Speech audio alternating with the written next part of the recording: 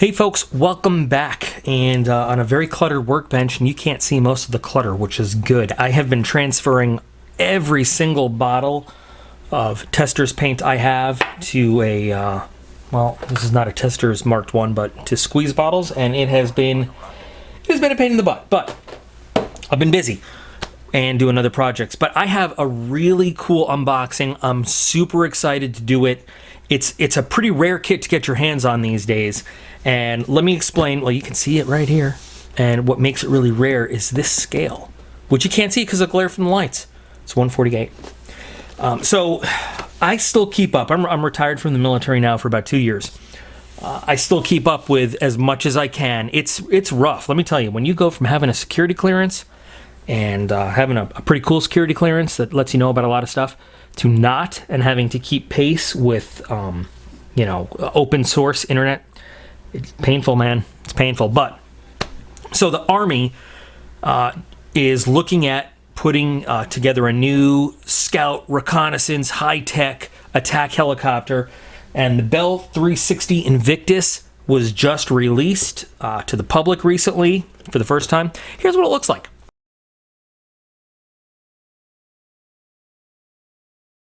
So looking at that and doing some research on the Bell 360, I looked at it in my head and I was like, man, this is the Comanche reborn. How cool.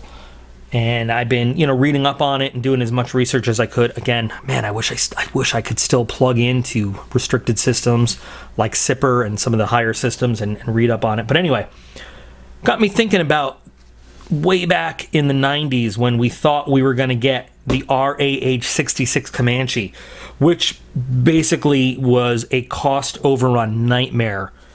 It went away, and what we got instead were advanced versions of the Apache and some advancements for the OH-58. It led to the OH-58 Delta improvement program that really improved some of its systems. But the Comanche was supposed to be the world's kind of first full production.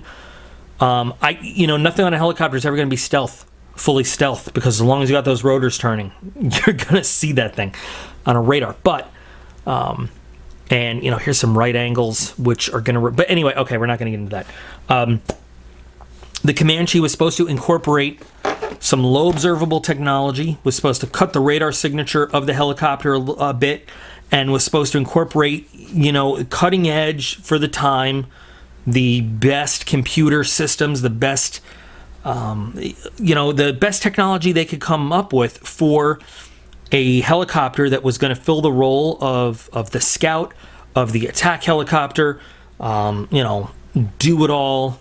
And, well, like everything that happened in the 90s after the end of the Cold War, they weren't willing to spend the money, and the program faded away.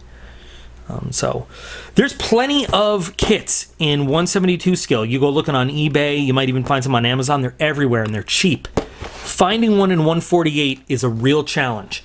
And I hunted and I found some, and I paid, I have to admit, more than I should have for this, because when the kit came out, it was priced average for 148 scale choppers at the time. Finding one now, you're not going to pay as much as you would for some of the really high quality kits of today, but you're going to pay a lot more than this thing was when it came out. You're certainly going to pay 2 to 3 times as much as you would for the 172 scale kit. But finding it in 148, when I searched on eBay and I finally pulled the trigger on the purchase, there was only 2 available, and I got the cheaper of the 2. So let's take a look at what we get in this kit. And keeping in mind that, this is a 1990s kit, let's see if we can find a date somewhere on here. If not, I'm sure we'll find it somewhere on the sprue. I don't see it on the box.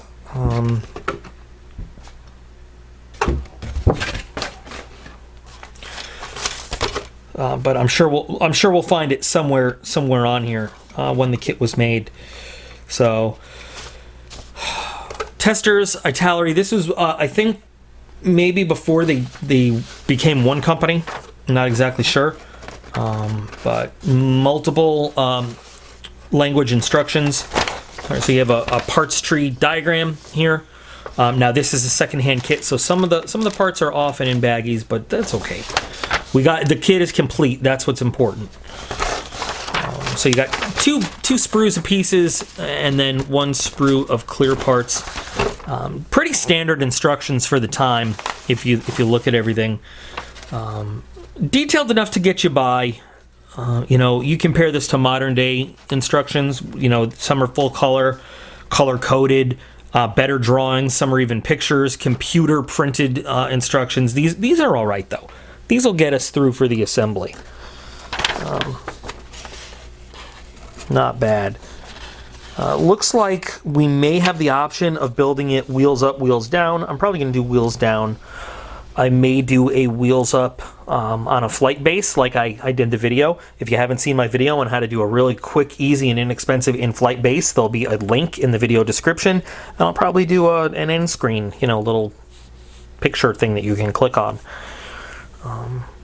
Here's why one of the things I'm curious about. They give you these panels that you put on, and I don't know if they ever intended to have interior, linkages and lines to the tail rotor. There's nothing in the kit as far as I know. No, there's really nothing in there to detail out. I don't know why they do that. But you've got your weapons options. Stingers were pretty much a standard. In this case, it would be the AIM-92 Stinger, also known as the FIM-92 Stinger. The handheld surface-to-air missile, but the Comanche was supposed to fly with it regularly as an air-to-air armament, in addition to the Hellfires it carried. Really wasn't really intended to fly so much with unguided rockets. It just wasn't part of it. It was, very precise guided weapons.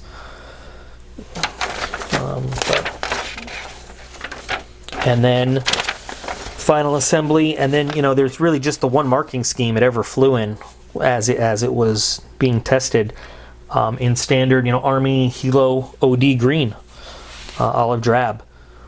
This was back in the days, way before they started painting helicopters in a gray scheme. The Marines at this point were doing their 3-tone camouflage, gray, black, green, but the Army was still all OD green. So that's how we'll finish it. Be very, very simple to do. And we go, look at this! Oh my god, all the options. First prototype, second prototype. Cool. I am probably not, I could do a what if and mark it as part of, an active division or something like that. I don't think I'm going to do that. They were nice enough to put the decals in a plastic bag. Looks like the decals are in fantastic shape for a kit of this age. No yellowing. Looks like I don't see any cracking or anything. Looks like they're all going to be good to go. It's cool. Let's take a look at the large fuselage pieces. I built this kit, this helicopter in 172 scale. Way long ago. I think I was in high school at the time. So this looks like a gear door, and I'm not quite sure what this piece is, but we'll figure it out as we go. So the previous owner had, you know what I don't see? There's one thing I don't see. There's supposed to be a mesh screen part that goes in here to make the mesh inlet screens for the engine. I don't see that. But that's easy to take care of, not a problem. So it's a bit smaller than an Apache if you were to hold them up, side by side. Now, while the Comanche again was never operational, I think it's Debt of Honor. Tom Clancy wrote about it extensively in the offensive against Japan, sneaking in on Japan's home soil and taking out targets inside Tokyo. Interesting book. Like a lot of Tom Clancy books, you've got to get through a lot of diplomatic stuff before you actually get to the shooting war. Let's see, what do we got? Nothing so far as detail inside the fuselage pieces. But what do we have in here? Clear parts. Got the clear parts in this bag. They look very good. Very nice clear parts. Little to no distortion. No scratches. No buffs, rubbings that we have to worry about. That looks pretty nice. Lots of clear space to see the inside of a cockpit if we detail it out. So let's take a look. What do we got in terms of cockpit? We have some very basic seats, some very basic cockpit deck with instruments and controls there. This looks like the rear bulkhead, I guess. Have to assume that the fuselage pieces would have gone there. There's the other gear door. And not a lot of these are weapons bay doors, I believe. Okay. Wow, look at that. These are the worst 148 scale Hellfires I have ever seen in my life. I might try to source some other Hellfires for this kit, assuming that they will fit in, you know, to everything else that comes with it. But these are terrible. Just terrible. But okay. And then, where are our stingers? There's a stinger, there's a stinger.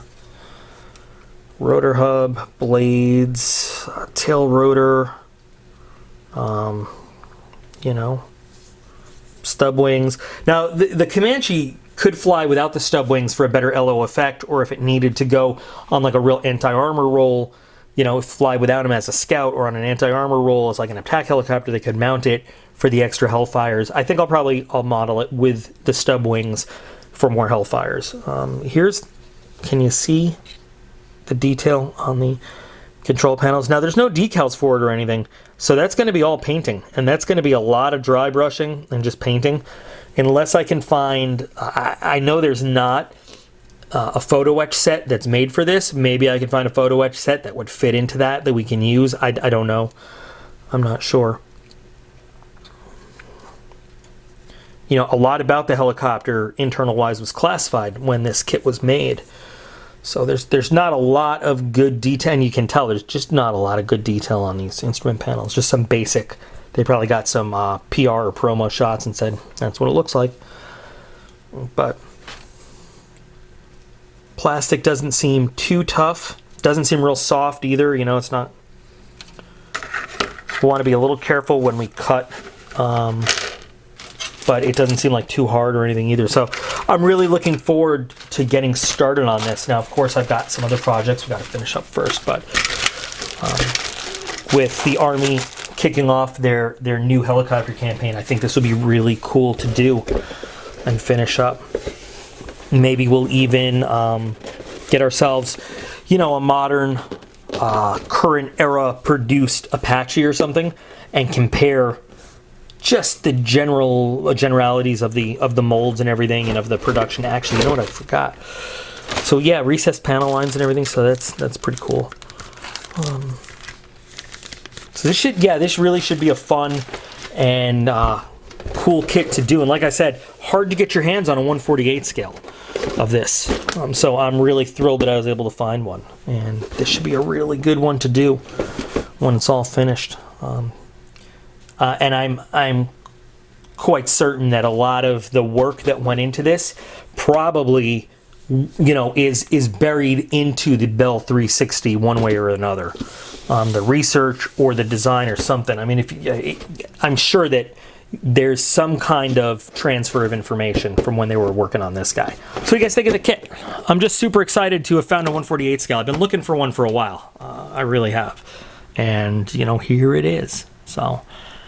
I'm not sure when we'll get to actually building this one, but soon, sometime soon. So I hope you'll join me for the build and see how much fun we can have with it.